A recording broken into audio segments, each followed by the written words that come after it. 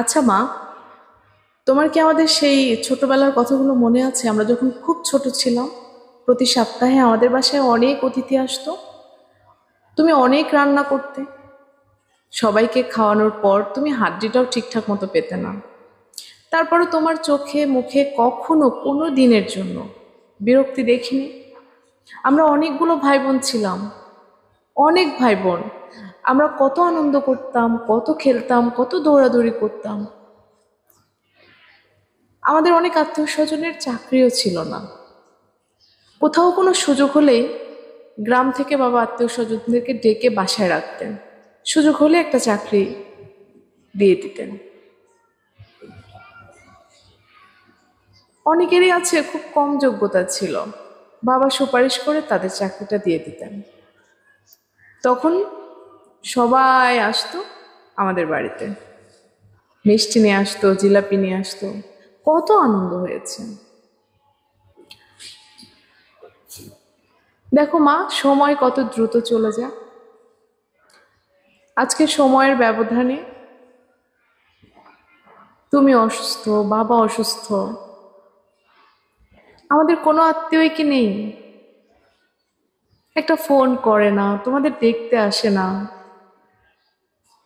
একটা সময় আমাদের বাসায় থাকার জায়গা হতো না। আমার এক্সাম ছিল, বড় ভাইয়ার এক্সাম, বড় আপুর এক্সাম, কোনো কিছুর তোয়াক্কা না করেই বাবা ঘর ভর্তি মেহমান আপ্যায়ন করতেন। বাবা বুঝতেই চাইতেন না তার বাচ্চা কাচ্চার পরীক্ষা আছে। সবসময় মাথায় হাত বুলিয়ে বলতেন, এর মধ্যেই হবে, চিন্তা করিস না, মনোযোগ দিয়ে পড়।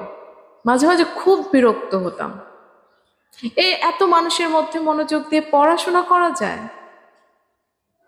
এ ঘর ও ঘর দৌড়াদৌড়ি করে পড়তাম। তারপর রেজাল্ট পাওয়ার পর বাবা খুশি হতেন, কিন্তু আমার যে কত কষ্ট হতো সেটা বুঝতো না। এখন খুব অবাক লাগে। বাবা হাসপাতালে বসে বসে আত্মীয়দের ফোন করে, বাবা অসুস্থ। সবাই বলে দূর থেকে দোয়া করি ভালো থাকেন, তাড়াতাড়ি সুস্থ হয়ে ওঠেন। বাবা ফোনটা কেটে দিয়ে চোখের দুপাশ দিয়ে অশ্রু ছেড়ে দেয়। তুমি আর আমি ফ্যাল ফ্যাল করে বাবার দিকে তাকিয়ে থাকি। কি জানি, বাবা হয়তো আমার মতো অতি হাতড়ায়। মা, আমার বড্ড বেশি অবাক লাগে, দিনগুলো কত তাড়াতাড়ি চলে যায়, কত সহজেই সবাই সবকিছু ভুলে যায়। দেখো মা, এখন আমরা তিন ভাই বোন ছাড়া কিন্তু আর কেউ নেই। বাবা এক সময় এমনও আচরণ করতেন, মনে হতো তার অনেকগুলো সন্তান, সবাই তার সন্তান।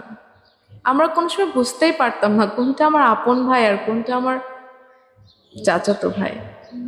প্রতি সপ্তাহে এত এত ভালো রান্না হতো, মনে হতো সেই প্রতি সপ্তাহগুলো কখন আসবে, ঈদ লেগে থাকতো। বাবা বলতেন আমি যখন বুড়ো বয়স হবে, আমার যখন একদম হাত পায়ে শক্তি থাকবে না, তখন তোরা সবাই চারপাশ দিয়ে বসে থাকবে। কিন্তু মা দেখো, বড় আপুও বিদেশ, বড় ভাইয়াও বিদেশ, আমি আর তুমি বাবার পাশে বসে থাকি। বাবা সবাইকে ফোন করে নিজেই কষ্ট পায়। একটা সময় আমাদের ঘরের শব্দে আশেপাশ থেকে মানুষ বলতো যে আমাদের বাসায় কতজন মানুষ। খুব মজা লাগতো।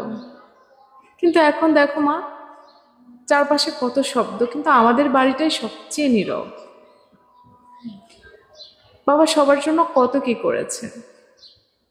যে টাকা দিয়ে আমরা আরো ভালো থাকতে পারতাম, সেই টাকা ভাগ করে কে খেয়ে আছে, কে না খেয়ে আছে, কার চাকরি আছে, কার চাকরি নেই, কার সংসার চলছে না, বাবা সেসব খবর নিয়ে সে টাকাগুলো দিয়ে দিতেন। আর আজ বাবা হাসপাতালের বেড থেকে ফোন করে, আত্মীয় স্বজনরা শুধুমাত্র 10 মিনিটের জন্য দেখে চলে যায়।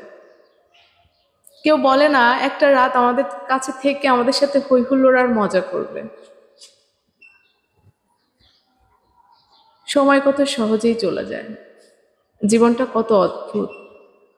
মাঝে মাঝে মনে হয় আমার এত এত ভাই বোনগুলো কোথায় গেল।